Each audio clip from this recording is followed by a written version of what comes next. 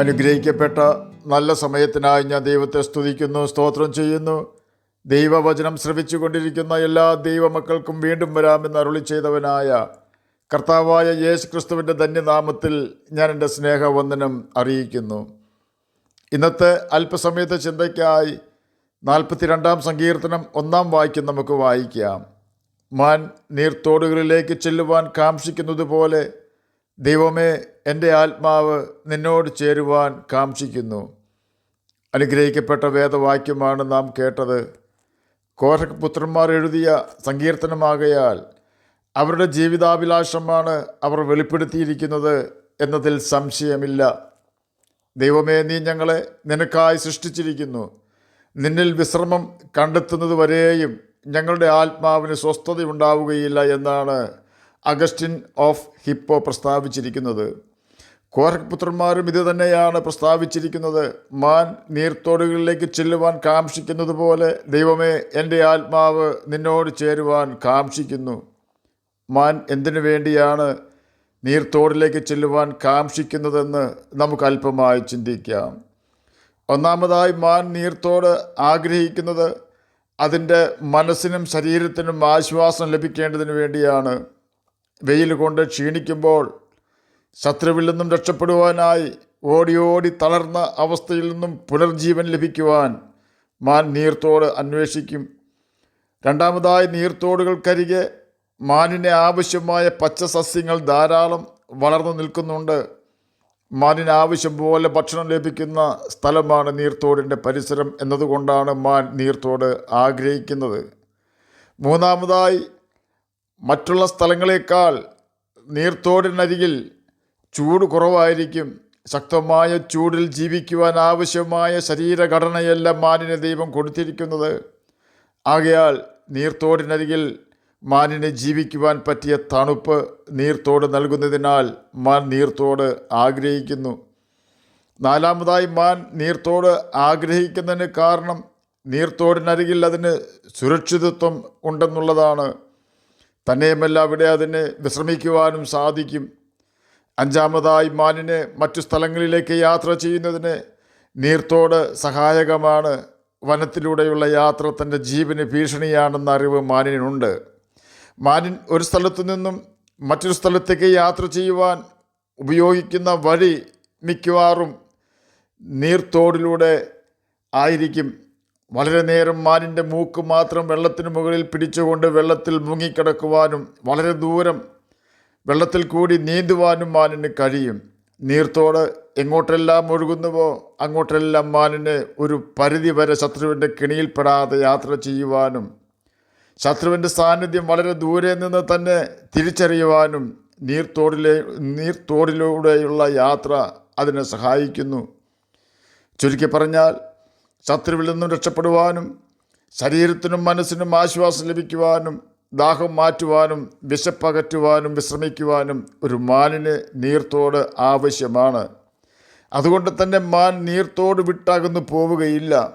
ഇനി നമുക്ക് നമ്മുടെ വിഷയത്തിലേക്ക് മടങ്ങി വരാം. സങ്കീർത്തനക്കാരൻ പറയുന്നത്, മാൻ നീർത്തോടിലേക്ക് ചെല്ലുവാൻ കാംക്ഷിക്കുന്നത് പോലെ ദൈവമേ, എൻ്റെ ആത്മാവ് നിന്നോട് ചേരുവാൻ കാംക്ഷിക്കുന്നു എന്നാണ്. പഴയ നിയമ ഇസ്രായേൽ മക്കൾ മരുഭൂമിയിൽ കൂടി ദൈവം തങ്ങൾക്ക് വാഗ്ദാനം ചെയ്തിരുന്ന പാലും തേനും ഒഴുകുന്ന കനാൻ ദേശത്തേക്ക് യാത്ര ചെയ്തിരുന്നപ്പോൾ അവർക്ക് പകൽ വെയിൽ കൊള്ളാതിരിക്കുവാനൊരു മേഘം ദൈവം നിർത്തിയിരുന്നു. രാത്രി അവർക്ക് വെളിച്ചം കാണിക്കുവാൻ അഗ്നിസ്തംഭം ഉണ്ടായിരുന്നു. മേഘസ്തംഭത്തിലും അഗ്നിസ്തംഭത്തിലും യഹോവ വസിച്ചുകൊണ്ട് ജനത്തെ നേരായ പാതയിൽ കൂടി മരുഭൂമിയിലെ ചൂടേൽക്കാതെ നടത്തി. അവർക്ക് ക്ഷീണം ഉണ്ടായിരുന്നില്ല. മന്നയും ദാഹജലവും കാടപ്പക്ഷികളും അവർക്ക് ലഭിച്ചു. ജലം തീക്കൽ പാറയിൽ നിന്നും മന്ന ആകാശത്തു നിന്നും കാടപ്പക്ഷികൾ കടലിൽ നിന്നുമാണ് ദൈവം അവർക്ക് കൊടുത്തത്. ഭൂമിയിലെ മറ്റാർക്കും കൊടുക്കുവാൻ കഴിയാത്ത സ്ഥലങ്ങളിൽ നിന്നും ദൈവം ഇസ്രായേൽ മക്കൾക്ക് ഭക്ഷണവും വെള്ളവും സംരക്ഷണവും വെളിച്ചവും കൊടുത്തു എന്ന് സാരം. മരുഭൂമിയിൽ ഇവർ നേരിട്ട സകല ശത്രുക്കളെയും തകർത്ത് കളയുവാൻ യഹോവയായ ദൈവം തന്നെ ശത്രുക്കളോട് യുദ്ധം ചെയ്തുവെന്ന് യോശുവ 10-ാം അധ്യായം 42-ാം വാക്യം വായിച്ചാൽ നമുക്ക് മനസ്സിലാക്കുവാൻ സാധിക്കും. മാൻ നീർത്തോടിനെ കാംക്ഷിക്കുന്നതിൻ്റെ കാരണങ്ങൾ നാം മുൻപ് കേട്ടു. ഒരു നീർത്തോട് മാനിനെ എങ്ങനെ സഹായിക്കുന്നുവോ അതിനേക്കാൾ ഉപരി യഹോവയായ ദൈവം അഥവാ കർത്താവായ യേശു ക്രിസ്തു ഇസ്രായേൽ മക്കളെ സഹായിച്ചു. യഹോവയെ അഥവാ കർത്താവായ യേശു ക്രിസ്തുവിനെ യിരെമ്യാ പ്രവചനം 2-ാം അധ്യായം 13-ാം വാക്യത്തിൽ അതിൻ്റെ മധ്യഭാഗത്ത് ജീവജലത്തിൻ്റെ ഉറവ എന്നാണ് വിശേഷിപ്പിച്ചിരിക്കുന്നത്. ഇവിടെ പറഞ്ഞിരിക്കുന്ന ജീവജലം പരിശുദ്ധാത്മാവാണ്. ജീവൻ അഥവാ നിത്യജീവൻ തരുന്ന ജലമാണത് എന്ന് സാരം.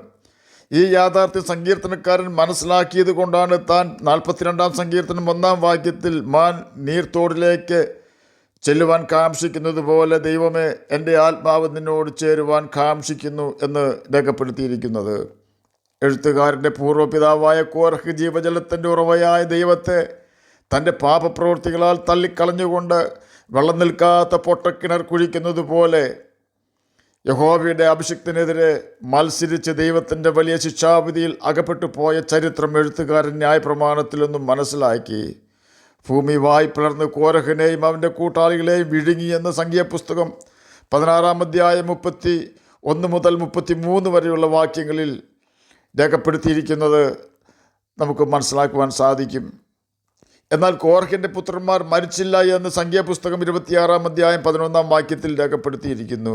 അതിൻ്റെ കാരണം തങ്ങളുടെ പിതാവിനുള്ള ശിക്ഷ മോശയിൽ കൂടി ദൈവം വിധിച്ചപ്പോൾ മോശ വിളിച്ചു പറഞ്ഞൊരു കാര്യം ഇപ്രകാരമായിരുന്നു: ഈ ദുഷ്ട മനുഷ്യരുടെ സകല പാപങ്ങളാൽ നിങ്ങൾ സംഹരിക്കപ്പെടാതിരിക്കേണ്ടതിന് അവരുടെ കൂടാരങ്ങളുടെ അടുക്കിൽ നിന്ന് മാറിപ്പോകുവിൻ, അവർക്കുള്ള യാതൊന്നിനെയും തുടരുതെന്ന് പറഞ്ഞു. സംഖ്യാപുസ്തകം 16-ാം അധ്യായം 26-ാം വാക്യത്തിലാണ് ഇത് രേഖപ്പെടുത്തിയിരിക്കുന്നത്. ഈ വാക്കുകൾ കേട്ട ഉടനെ കോരഹിൻ്റെ പുത്രന്മാർ കോരഹിൻ്റെ കൂടാരമിട്ട് ഓടി യഹോവയുടെ യാഗപീഠത്തിൻ്റെ കൊമ്പുകളെ പിടിച്ചു.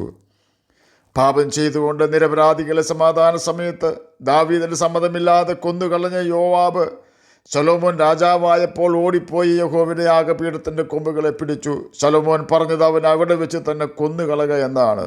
1 രാജാക്കന്മാർ 2-ാം അധ്യായം 28-ഉം 29-ഉം വാക്യങ്ങളിൽ ഇതിനെക്കുറിച്ച് രേഖപ്പെടുത്തിയിരിക്കുന്നു. എന്നാൽ ശലോമോൻ്റെ സഹോദരൻ ശലോമോനെ പേടിച്ച് യാഗപീഠത്തിൻ്റെ കൊമ്പുകളെ പിടിച്ചു. ശലോമോൻ അവനെ കൊല്ലാതെ രക്ഷിച്ചു, കാരണം മരണകരമായ കുറ്റം അവനിൽ ഇല്ലായിരുന്നു. 1 രാജാക്കന്മാർ 1-ാം അധ്യായം 50 മുതൽ 52 വരെയുള്ള വാക്യങ്ങളിൽ ഇതിനെക്കുറിച്ച് രേഖപ്പെടുത്തിയിരിക്കുന്നു. കോരഹിൻ്റെ പുത്രന്മാർ യാഗപീഠത്തിൻ്റെ കൊമ്പുകളെ പിടിച്ചു എന്ന് തെളിയിക്കുവാൻ ബൈബിളിൽ വാക്യങ്ങളൊന്നും ഇല്ല എങ്കിലും പാപം ചെയ്യാത്ത ഒരു വ്യക്തിക്ക് ഒരു പ്രതിസന്ധി നേരിട്ടാൽ യഹോവയുടെ യാഗപീഠത്തിൻ്റെ കൊമ്പുകൾ അഥവാ യഹോവയുടെ ആലയം ഒരു സങ്കേത സ്ഥലം ആയി അവർക്ക് പ്രയോജനപ്പെടും എന്നതിന് സംശയമില്ല. കോരഹിൻ്റെ ന്യായവിധി നടക്കുമ്പോൾ തെറ്റുകാരല്ലാതിരുന്ന അവൻ്റെ മക്കൾ യഹോവയിൽ ആശ്രയിച്ച് രക്ഷ പ്രാപിച്ചു എന്ന കാര്യം 42-ാം സങ്കീർത്തനം എഴുതിയ കോരഹിൻ്റെ പിൻതലമുറക്കാരായ സങ്കീർത്തനക്കാരൻ ഗ്രഹിച്ചിരുന്നതിനാലും ആ ദൈവം തൻ്റെ ആത്മാവിന് സമാധാനവും സന്തോഷവും നൽകുന്നവനും തൻ്റെ ശരീരത്തിന് ആവശ്യമായ ഭക്ഷണവും വെള്ളവും വിശ്രമവും സൗഖ്യവും നൽകുന്നവനും തനിക്ക് ആവശ്യമായ സംരക്ഷണം തരുന്നവനും സർവോപരി തൻ്റെ മരണശേഷം തന്നെ മഹത്വത്തിലേക്ക് അഥവാ നിത്യജീവനിലേക്ക് പ്രവേശിപ്പിക്കുന്നവനും ആണെന്ന യാഥാർത്ഥ്യം ഗ്രഹിച്ചിരുന്നതിനാലും താൻ പറയുകയാണ്: മാൻ നീർത്തോടുകളിലേക്ക് ചെല്ലുവാൻ കാംക്ഷിക്കുന്നത് പോലെ ദൈവമേ എൻ്റെ ആത്മാവ് നിന്നോട് ചേരുവാൻ കാംക്ഷിക്കുന്നു. എന്നെ കേൾക്കുന്ന പ്രിയ ദൈവമകനെ, ദൈവമകളെ, സങ്കീർത്തനക്കാരനെ പോലെ നമുക്ക് പറയുവാൻ കഴിയുമോ? ഈ ലോകത്തിലെ ജീവിതം സാത്താൻ്റെ കെണികൾ നിറഞ്ഞതാണെന്ന് നാം മനസ്സിലാക്കണം.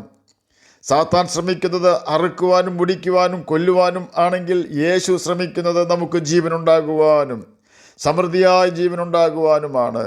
അതിനുവേണ്ടിയാണ് കർത്താവായ യേശു ക്രിസ്തു നമ്മുടെ പാപവും അതിൻ ഫലമായി നമ്മിൽ വന്നു ചേർന്ന ശാപവും സ്വന്തം ശിരസിൽ വഹിച്ച് കാൽവരി ക്രൂശിൽ നമുക്ക് വേണ്ടി മഹാപാപ പരിഹാരയാഗമായി തീർന്ന് അവസാന തുള്ളി രക്തവും കാൽവരി ക്രൂശിൽ നമുക്ക് വേണ്ടി ഊറ്റിത്തന്ന് മരിച്ച് ഉയർത്ത സ്വർഗത്തിൽ പോയി തൻ്റെ ആത്മാവിനെ നമുക്ക് വേണ്ടി അയച്ചു തന്നത്. നാം നമ്മുടെ പാപങ്ങളെ യേശുവിനോട് ഏറ്റുപറഞ്ഞ് ഉപേക്ഷിച്ചാൽ, നാം പിതാവിൻ്റെയും പുത്രൻ്റെയും പരിശുദ്ധാത്മാവിൻ്റെ നാമത്തിൽ സ്നാനം മുങ്ങി പരിശുദ്ധാത്മാവിനെ പ്രാപിച്ചാൽ, നാം ബൈബിൾ ദിവസേന തുടക്കം മുതൽ അവസാനം വരെ തുടർച്ചയായി വായിച്ച് അതിലെ ദൈവകൽപ്പനകൾ അനുസരിച്ച് ദൈവാത്മാവിനെ കീഴ്പ്പെട്ട് ജീവിച്ചാൽ, നിശ്ചയമായും ഈ ഭൂമിയിൽ നമ്മുടെ ജീവിതം ദൈവത്തിൽ സന്തോഷകരവും ആനന്ദകരവും ആയിത്തീരുകയും നാം മരിച്ചാൽ ദൈവം നമ്മെ ദൈവഭവനത്തിൽ സ്വീകരിച്ച് പുത്രത്വം ശാശ്വത അവകാശമായി നമുക്ക് തരികയും ചെയ്യും. ഇത് ദൈവത്തിൻ്റെ വാഗ്ദാനമാണ്.